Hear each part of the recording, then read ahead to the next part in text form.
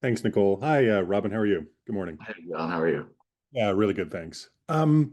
Was there anything from the Dallas game, any sort of takeaways that you kind of like addressed or stressed in training this week, or was it just sort of regular preparation looking ahead to Vancouver? No, it was very much about how we defended. And that doesn't necessarily mean the defenders, it means as a group how we defended. We were too porous against Dallas. So, certainly one thing we've talked about is the ways that we need to prevent that. We're gonna go next to James. Thanks, Nicole. Hey, Robin. Hey, James. Is it natural that as the group tries to be a bit more expansive going forward, that things are going to open up a little bit at the back? I don't think so. I think you can be disciplined on both sides of the ball, and whatever you do in your attack, you can still be disciplined defensively. Um, Depending on where you lose the ball, where you try to confront, all those things are variables, and we just have to make the right decision in each of those situations. We'll go next to Benedict. Yeah, thank you.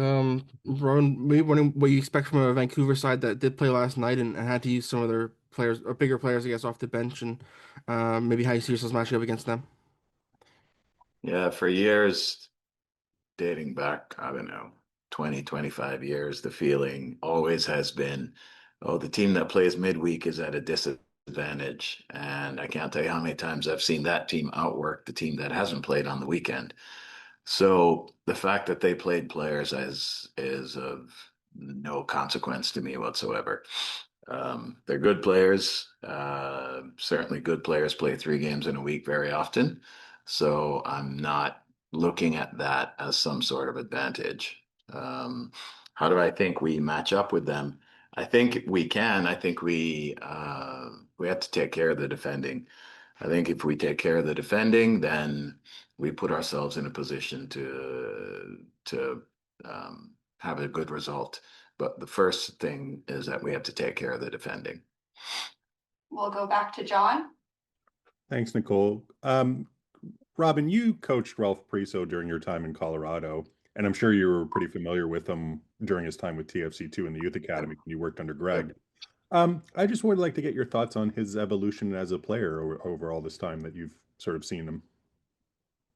Well, Ralph was one of the better midfielders I saw at his age when he was 15, 16. And certainly expected him to go on to have a pro career. Uh, he played as a midfielder here. He played as a midfielder the first team here. He played as a midfielder in Colorado.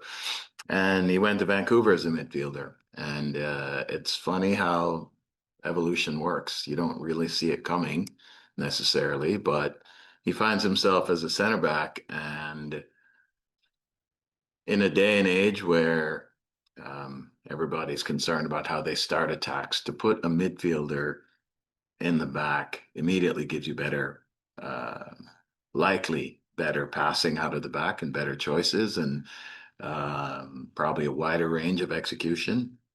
Uh, so for him, he's done extremely well in the position. I think his passing out of the back is a real bonus for Vancouver, and I think obviously they recognize that. And the defending part of it, there are some nuances that take some time to learn, and uh, Ralph has done really, really well, and I think he's made um, the appropriate mistakes that you would expect from a midfielder first becoming a defender, and he's eliminating those or certainly minimizing those and getting better every time he plays.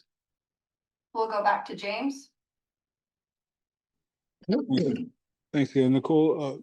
Robin, you put out one starting group last week. Some of it, I assume, was that new guys had just arrived. Has an extra week of training given you more options to consider? And is this the time of year where it's important to get everybody some extended minutes in those legs? No, I think the important thing is to try and find a lineup that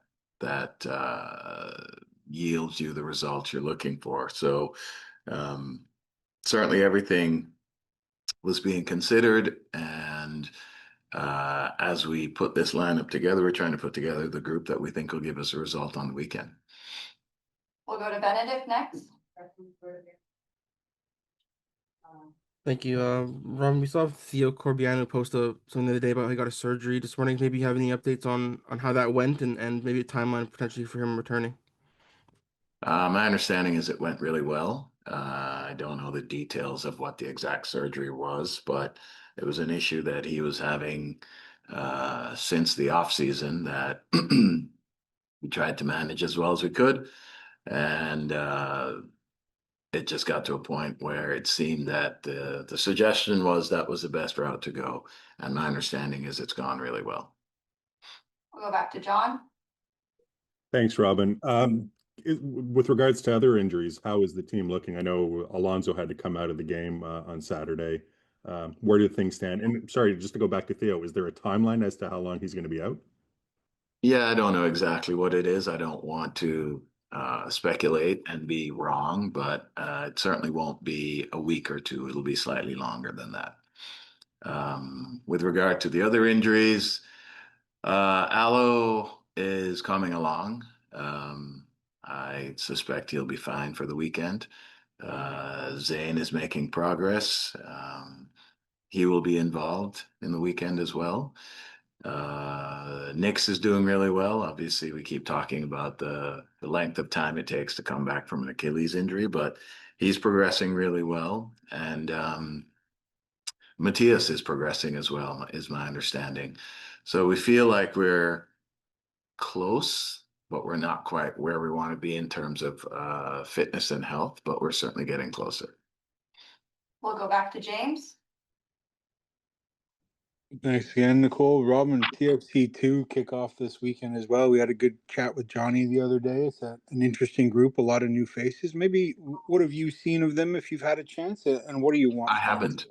Yeah, I really haven't. The only what I've seen of them really has just been the T2 guys who came to preseason. So with all the new faces, I'm still hearing about them. I just haven't had time to see them yet. But it seems like it's an interesting group with some new faces that could certainly change or modify the look of that team.